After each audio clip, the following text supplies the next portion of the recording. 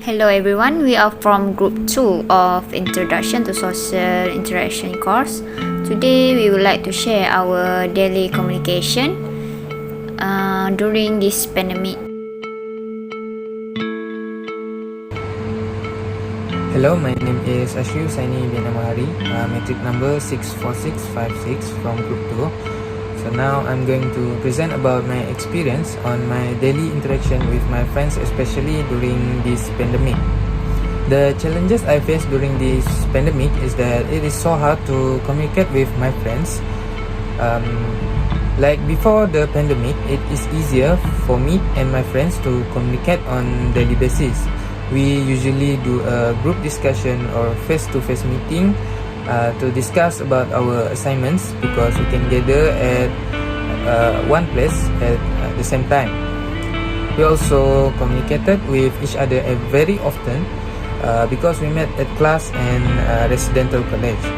However, during this pandemic, it is not possible for us to communicate as we usually do anymore.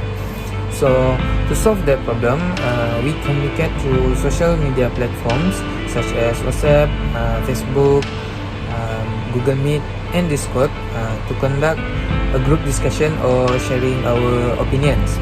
These social media platforms allow us to keep connected to each other. Although it has disadvantages we have to deal with, such as internet connectivity problems, and also the timing for the meeting because we have a different schedule or sometimes other works to do at home. But on the positive side, we can still reach each other even though everyone is far apart. So that's all from me. I pass the presentation to my friends. Thank you.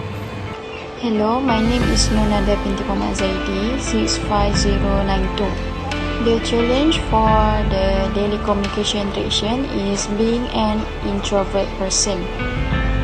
The solution is one of the ways of overcoming the introvert behavior is to step out of our comfort zone more often.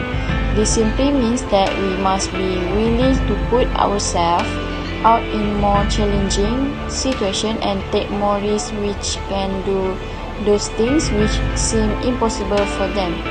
It could be little things like making more friends, taking up new roles or positions, visiting new places, and many more. Simply force ourselves to do those things which always restrain ourselves from doing due to the lack of self-confidence. It might look difficult at first, but the moment we start and remain consistent, we will find ourselves get used to it and it will become easier. Second, don't spend time alone all the time and be around positive people.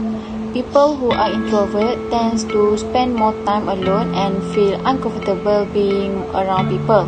Even when we manage to be around people, we rarely engage in any meaningful conversation with the people around them. Hence, to overcome this introversion habit, we need to spend less time alone and be around people more often. This gives us the opportunity for self-reflection, getting to know ourselves, and learning to enjoy the environment. Another vital point on how to overcome being an introvert is to embrace our uniqueness and strength.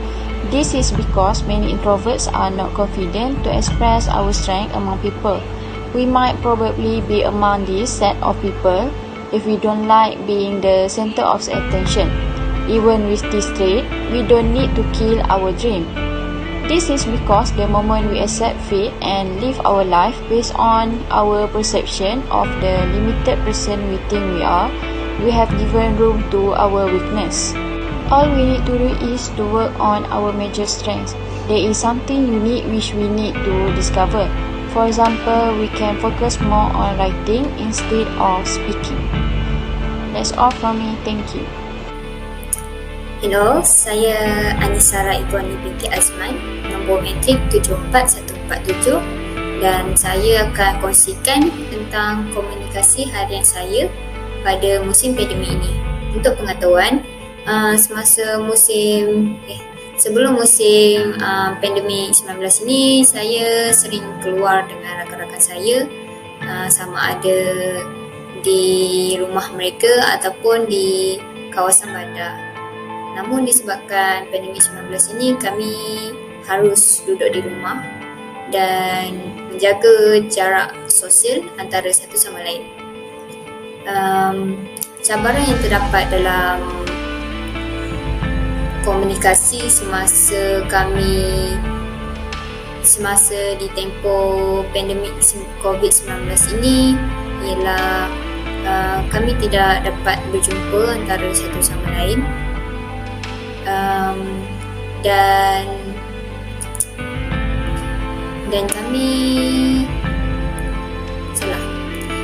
saya menyelesaikan masalah ini dengan menggunakan aplikasi media sosial sebagai media untuk kami berbual. Sebagai contoh, aplikasi online seperti WhatsApp, Instagram, TikTok ataupun virtual media iaitu melalui game seperti Mobile Legends. Di sana kami mengongsikan kenangan kami di mana dalam game tersebut pada hari jadi rakan saya, kami membuat kek dalam bentuk virtual. Kami membuat kek dalam bentuk virtual dan menyambut hari lahir rakan saya. Antara cabaran-cabaran komunikasi di dalam kehidupan seharian ialah orang suka membuat assumption atau tanggapan dengan apa yang kita lakukan. Perkara ini selalunya terjadi di dalam media sosial.